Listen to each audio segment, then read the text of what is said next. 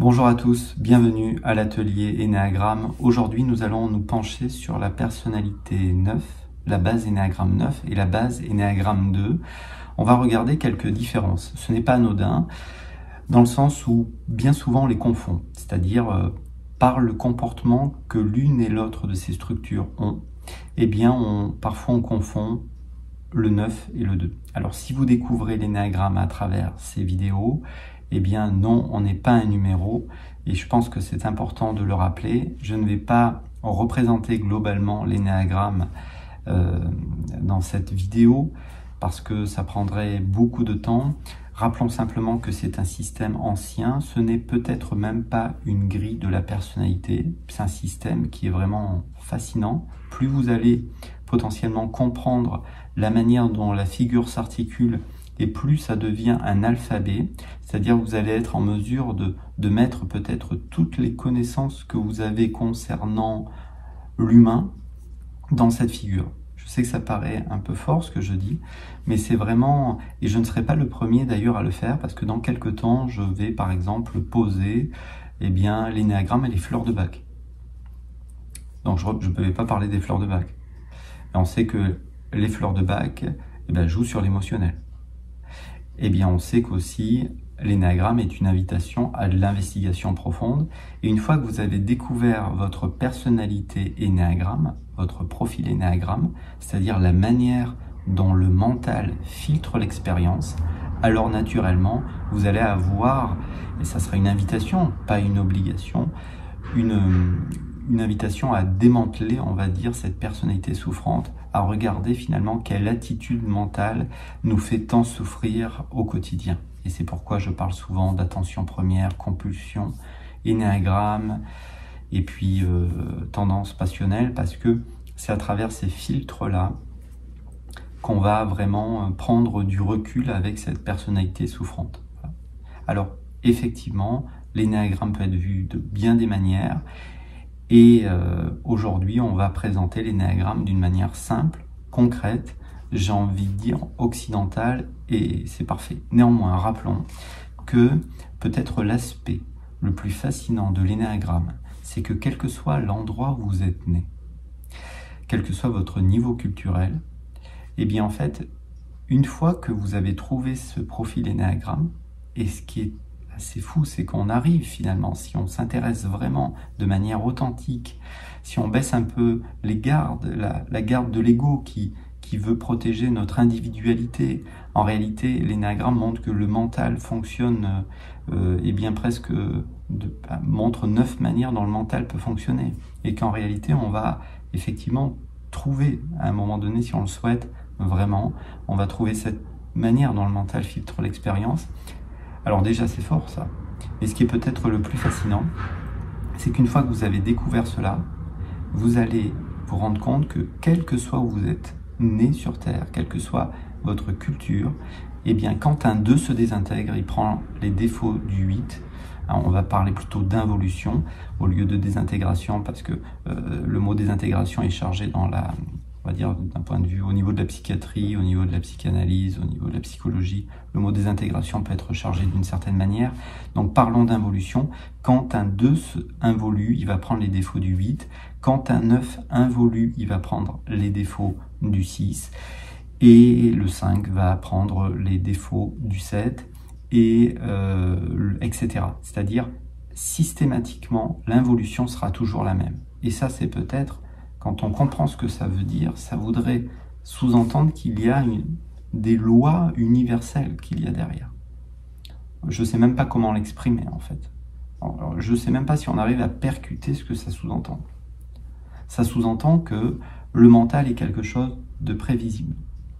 L'être profond que nous sommes est peut-être encore aujourd'hui un mystère. C'est-à-dire que lorsqu'on est dans le sommeil profond, il y a un miracle qui se produit à l'intérieur de nous, à chaque instant. Le processus de digestion est un miracle. D'où vient la respiration? Donc, ne perdons pas de fil que, à l'origine, l'énéagramme nous permettait de revenir à ce que l'on est vraiment, c'est-à-dire cette conscience qui est là peut-être dans chaque cellule de notre corps avant que se déploie eh bien notre historique, notre histoire personnelle, on va dire la personne qui est là dès qu'on ouvre les yeux. Allez, ici s'arrête cette introduction. Quelques différences entre 2 et 9 pour vraiment, eh bien, peut-être éclairer. Alors si vous êtes débutant, tant mieux, prenez ces informations de bon cœur, ce qui vous parle est pour vous. Je sais que certains sont plus avancés, je sais que certains thérapeutes me suivent, je sais que ça permet aussi à certains peut-être de réviser des notions. C'est parfait. Alors, le 2 et le 9, eh bien, peuvent, pour le dire comme ça, se mettre en 4 pour les autres. En réalité, souvent, un 9, eh bien, va s'occuper plutôt des autres. Pourquoi? Parce que, alors le 9, on l'appelle parfois le médiateur, et il est au centre de la colère. C'est-à-dire que cette colère est rentrée, voire elle est oubliée. C'est une de ces problématiques. Au 9, c'est l'oubli de soi. Et je pense que c'est important de dire que c'est pas forcément un être qui est dans la paresse. Parce qu'en fait, on l'associe souvent à de la paresse. Si vous lisez un livre énéagramme, vous allez voir ce mot apparaître, qu'il est dans la paresse. C'est pas vrai. C'est pas vrai. Le 9 n'est pas dans la paresse. Le 9 est dans une grande activité. Mais il oublie de s'occuper de soi. Il oublie de s'occuper de ce qui est important. Il a peur de créer du conflit s'il s'occupe vraiment de ce qui est important pour lui. Et puis rappelons que le 9 se désintègre en 6. C'est-à-dire qu'il va prendre les défauts de la structure 6. Donc ça va cogiter beaucoup dans la tête. Et donc il va rentrer par exemple à la maison et il va voir toutes les tâches qu'il y a à faire. Il va les commencer, mais commençant une tâche, il va voir qu'il y a une autre tâche à faire à côté. Et donc ainsi, lentement, il commence à tout faire et rien faire. C'est pourquoi le 9 va souvent vous témoigner qu'il a une grande charge mentale. Parce qu'il garde tout en tête, parce qu'il est conscient qu'il faut qu'il fasse les choses. Mais en même temps, il tient beaucoup à sa paix intérieure.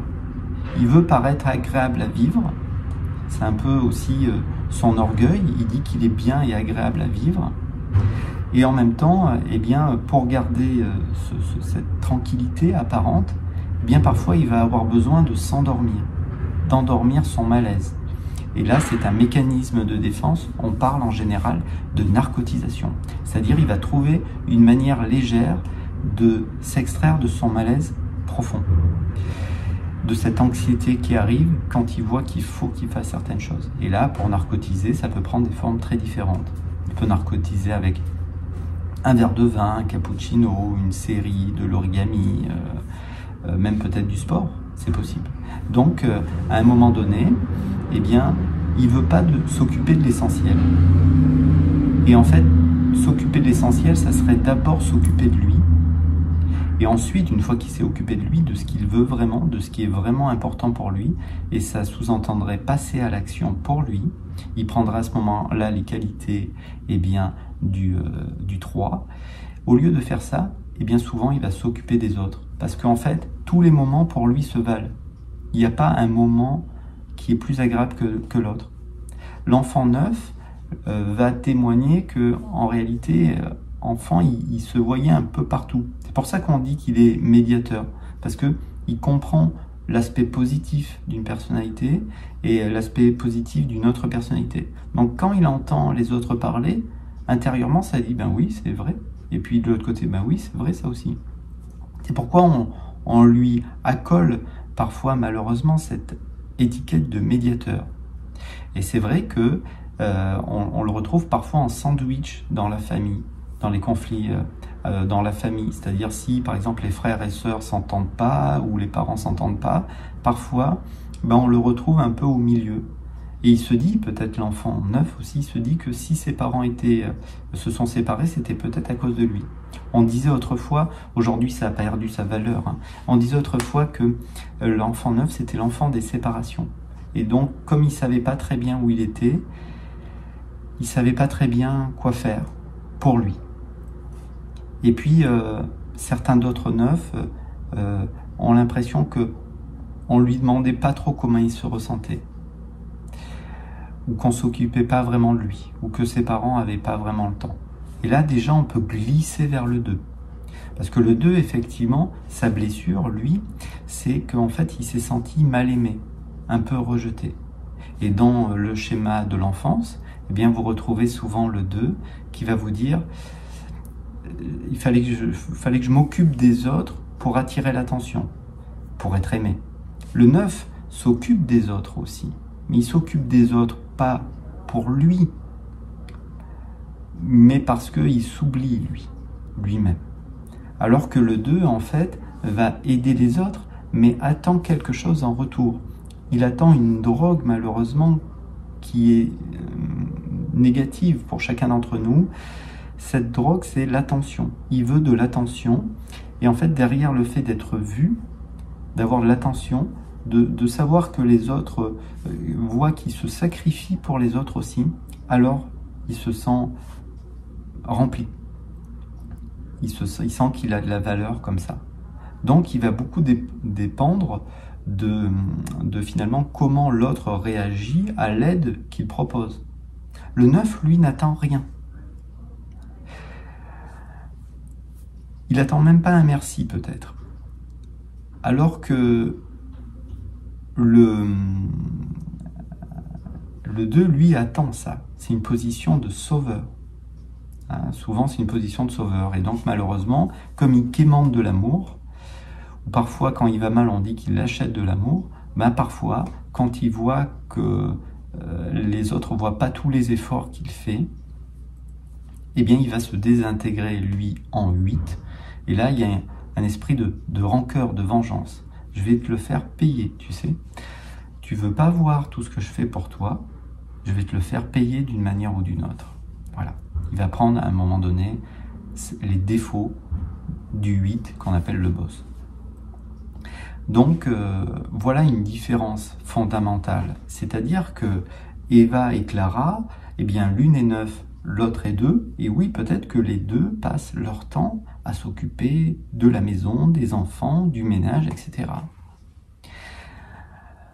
Le 9 risque à un moment donné, s'il est à l'aise en couple, il risque de dire à la personne qui partage sa vie « Non mais c'est moi qui fais tout là, ça va pas, stop, arrête ».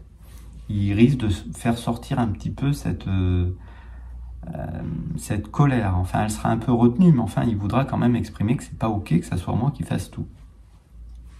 Le 2, lui, eh bien, veut juste que l'autre l'aime, et il a ressenti ça depuis qu'il est tout petit. Le 2 a senti que, eh bien, il était plus aimé quand il s'occupait pas de ce qu'il ressent. Et c'est son chemin au 2. Il va falloir, lui, qu'il se connecte à cette tristesse, à cette injustice, à ce qu'il a vécu dans l'enfance. En fait, il ne veut pas s'occuper de ses émotions parce qu'il se dit que s'il s'occupe de ses émotions, il va être quelqu'un d'égoïste. C'est son ego, malheureusement, qui lui dit ça. Parce qu'effectivement, si on ne s'occupe pas un minimum de soi, ben on ne peut pas aller bien. Mais c'est pour deux raisons différentes. C'est-à-dire que le 9, s'il s'occupe de lui, il a peur de créer du conflit. Alors qu'en fait, si le 2 s'occupe de lui, il se dit intérieurement, plus ou moins consciemment, qu'il sera plus aimé. Donc, je ne sais pas si vous voyez le monde, le fossé qu'il y a entre les deux. Rappelons simplement que le 2 est dans le centre émotionnel de l'image, c'est-à-dire, si on vulgarise, est-ce que vous m'aimez? Et ce qui est important pour le 9, qui lui est au centre du centre instinctif, eh bien, c'est les choses terre à terre de la vie. C'est-à-dire, c'est quand même la base. C'est-à-dire, avant de se demander si je suis aimé par les autres ou pas, c'est vachement plus important pour moi de regarder où j'en suis au niveau de la maison. Est-ce que j'ai assez d'argent? Souvent, il y a une anxiété autour du 9 pour l'argent. Le 2, lui, parfois est un peu dépendant. Alors, ça ne veut pas dire, on dit parfois qu'il est dépendant financièrement. Ça, c'est une erreur. Ça peut effectivement prendre cette forme-là, mais c'est surtout qu'il est dépendant, il est accro à l'attention que les autres lui donnent. Soit visuellement, et c'est pour ça qu'on dit parfois qu'il achète l'amour, et là on pourrait voir son aile en 3, c'est-à-dire être vu dans ce que je fais, ou au contraire avec son aile en 1, que l'autre perçoit que je me sacrifie, Hein, le 1, il y a un côté, je me sacrifie pour mes valeurs. Il faut que ça soit comme ça. Je sacrifie on va dire mon plaisir et presque ma vie pour mes idéaux. Voilà. Donc, être vu, voilà, d'une certaine manière pour le 2, ou simplement sentir que l'autre a vu que je me sacrifiais pour l'autre. Et c'est comme ça que le 2 se sent effectivement plein d'amour, hein, que ça le remplit. Malheureusement, et c'est ça la problématique du 2, c'est que ça commence encore une fois par soi, et si on commence à chercher de l'amour à l'extérieur, et d'une manière générale, on porte tous un peu cette blessure-là, c'est-à-dire c'est un travail sur soi que d'arrêter de demander à l'autre de me dire que ce que je peux faire ou pas faire, ou si c'est bien ou pas bien, ou si j'ai la valeur ou pas. Et effectivement, c'est en dépassant ça, en se tournant vers soi-même, vers l'intérieur, hein, au début on dit comme ça, que les choses vont pouvoir évoluer. Voilà deux différences entre le 9 et le 2. Ici s'arrête cette petite causerie énéagramme. Je vous souhaite une bonne journée, un petit pouce, vous abonner, peut-être à bientôt. Au revoir.